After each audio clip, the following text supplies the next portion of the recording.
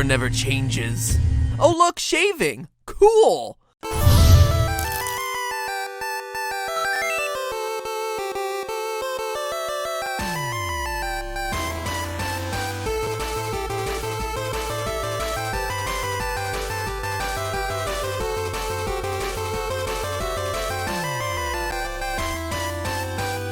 Hello, Internet! Welcome to Game Theory, and to the conclusion of what I'm going to lovingly call our Apocalypse Trilogy. I mean, think about it. You had Mad Max, Fallout, and FNAF 4. Yep, 3 games symbolizing the fall of rational humankind. First things first, just in case you've been living deep underground in a surprisingly clean, roomy, and self-sustaining bomb shelter for the past month and a half, as part of a series of games announced at this year's E3 conference, which left many a gamer weeping for joy, Bethesda grew my cold, scientific heart 3 sizes that day, probably through radiation more than love, when it announced Fallout 4 isn't only a real game, but that it'll be here before the end of the year. Now that is how you make an announcement. Take that, vague Kingdom Hearts 3 trailer. But for one gamer out there, this wasn't just super exciting. It was the culmination of almost 8 years of careful and diligent work. Sort of. In case you've never done yourself a favor and played the Fallout series before, the games take place in an alternate universe where, among other things, World War II never really ended, everyone is afraid of getting invaded by China, and in 2077, a nuclear war takes place which wipes out civilization as we know it. Humans that haven't mutated into deadly monsters or zombies live in small communities that dot the radioactive wasteland, and instead of printed money, people have taken to using discarded old bottle caps for currency. Knowing this, a little over a month ago, a clever Fallout superfan named Seth, who goes by GatorMacheteJr on Imager so as not to get him confused with GatorMachete Sr., obviously, sent his collection of bottle caps to Bethesda. A whopping 2,240 caps, aka 11 pounds of bottle toppers, aka the remnants of an entire undergrad and master's degree worth of parties, all in the hopes of pre-ordering the game using the franchise's own currency. Shortly thereafter, employee Matt Grandstaff confirmed that Seth would indeed be receiving a copy of the game when it's released on November 10th, unless they decide to pull a Scott Cawthon and release it like a week ago. Now, other than being an extremely cute and encouraging story about how seriously Bethesda takes the dedication of their fan base, this got the wheels in my head turning a bit. Just how much are bottle caps from the Fallout universe worth in real-world US dollars? And how many of those bottle caps would it take to actually reach the real-world monetary value of a brand new copy of Fallout 4, aka $59.99 plus tax, with exclusive in-store pre-order bonuses like Dirty Brown Skin 1, Dirty Brown Skin 2, useless rifle that you'll feel compelled to keep since you got it as an exclusive pre-order in-store bonus, and your own real-world Pip-Boy. Okay, now that last one is actually pretty cool. So saddle up, strap on your power armor, and grab your laser Tommy guns, because now I'm going to use my patented version of Mind Vats to walk you through exactly how we're going to figure this out. To understand the math behind bottle cap cash, you first have to understand how currencies work. When you think of money, you probably think of pills. Okay. When you think of money, you probably think of bills and coins as having worth. But a bottle cap? It seems absurd, right? But really it's not. That piece of paper you hold in your hand is just as meaningless as a bottle cap. They're both useless objects. In fact, the bottle cap is probably more useful. The only difference, though, is that we've all agreed that the paper has some sort of greater symbolic value, and that the bottle cap is just trash. I mean, did you know that just a few years ago, dealers were using Tide detergent as an acceptable payment for drugs? Seriously, laundry detergent. The stuff that gets your whites whiter and brights brighter was the go-to currency for your heroin fix. Brings new meaning to the term money laundering. Am I right? Am I right? Alright. Or think about the classic example of cigarettes having value in prison. Currency is merely an agreement that some object, like a bottle cap or jug of Tide, or a set of objects, like a piece of paper and round chunks of metal, has value. Historically, these items were really just kind of an IOU. The bill that you held in your hand was backed by something. It represented some amount of a more valuable resource. Walk into the bank, hand over your money, and theoretically you could walk out with your rightful amount of that resource resource, most often gold and silver, which, it's also worth pointing out, are two metals that again are only valuable because we've all agreed they have value. Seriously, what are you really going to do with a big brick of gold? Bludgeon someone with it? Doorstop?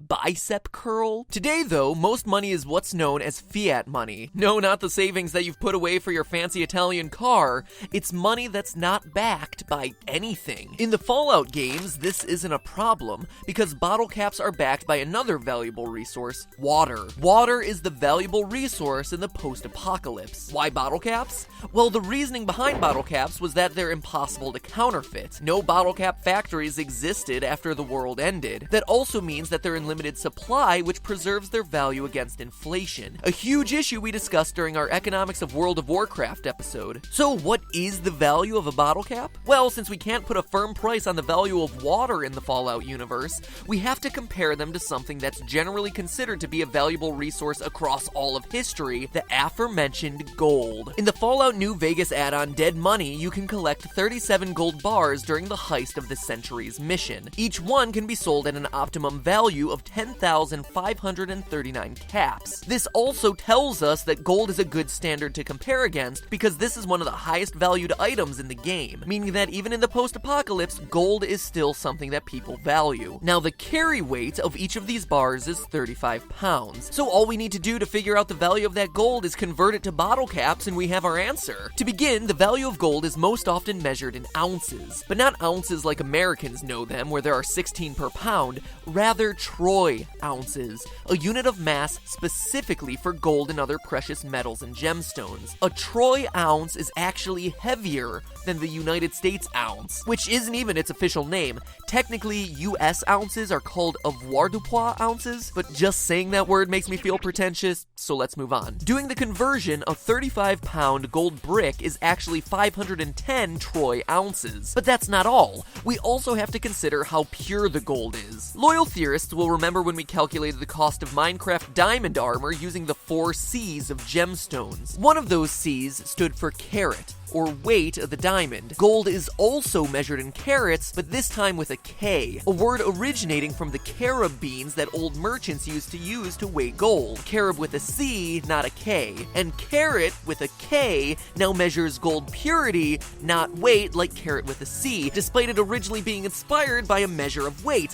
You know what? They really just the whole system up. So 24 karat gold is pure gold. This can also be expressed by saying that it's 999 out of 1,000 parts gold, which again isn't technically pure 100% since there's that one missing thousandth, but whatever, gold merchants are dumb. So in Fallout we see the gold bar being marked with 999.9, telling us that this is a pure chunk of 24 karat gold. As such, thankfully, we don't need to do any other funky calculations. So the price per gold in the Fallout universe is 10,539 caps divided by 510 troy ounces, or about 21 caps per troy ounce of pure 24 karat gold. Now to finally relate it to something we know, the price of gold in dollars. And I wanted to do that as accurately as possible, which meant pinning down the exact year the Fallout universe completely diverted from our own timeline, which according to developers is when culture essentially froze where it was. After reading as many interviews as I could find, the best I could conclude was that the split occurred sometime around the 1950s. But here on Game Theory, I'm not satisfied with just rough estimates. I had to get a little creative. The only real connection I could find between Fallout's universe and our own reality, besides a few dialogue references and landmarks,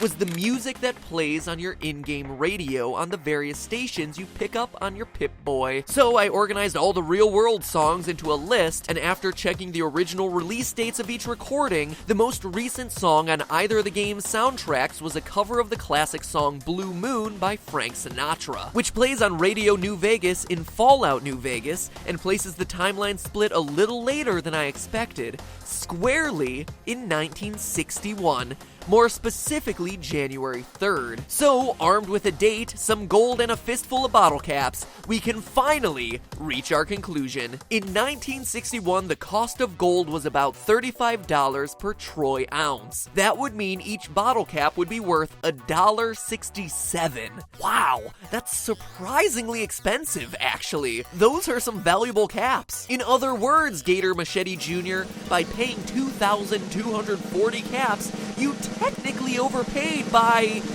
$3,680.80. Whew! Hope you get plenty of play hours out of that one. In the words of an old-timey person from 1961, "You kid, you got a bum steer." But that's just talking about 1960s money. How about in today's economy? How does this all translate to 2015 dollars? Well, gold nowadays runs for the astronomical $1,095 per troy ounce. Oh, what a difference 50 years can make, right? And you can see where this is going. GatorMacheteJr., you got hosed. At those prices, each individual bottle cap would be worth $52. You practically could have bought the full Pip-Boy edition with 2 measly caps. But by handing over all 2,240 of the bottle caps in your collection, in the world of Fallout, you actually paid, get this, $116,480. Hopefully Bethesda throws in some DLC for you, buddy. Seriously, for that price you could have bought something useful, like a house, or this picture of Mount Dogmore that I found. Etsy is a weird site. Now, I've done this enough times to know that some of you in the comments will complain about me using comparisons to in-game gold. Oh, it's fictional currency, ba-ba-ba. Okay, fine. So let me run one last calculation, finding out how much real-world bottle caps are worth today, and figuring out how much Gator Machete actually paid. Well, here's how dedicated I am to you.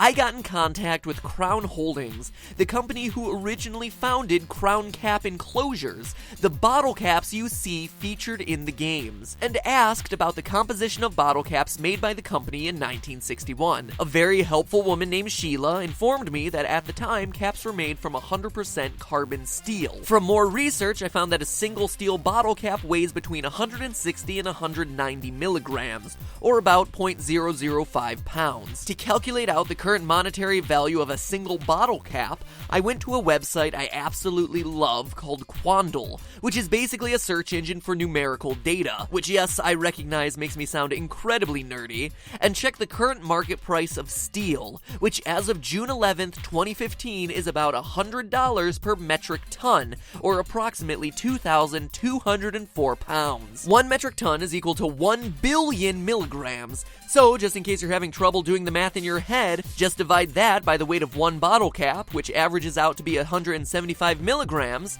and we can see that to get $100 worth of bottle caps, aka 1 metric ton of them, you'd need 5,714,285 caps. Divide that by the $100, and we can equate $1 to 57,142 caps. That is quite the collection, which makes a $60 pre-order for Fallout 4 worth 3,428,571 bottle caps. Our pal Seth and his big bag of real-world caps paid less than 0.1% of what he would need for a straight trade. Seriously, he paid like 4 cents for the game. So good trade, Gator Machete Jr.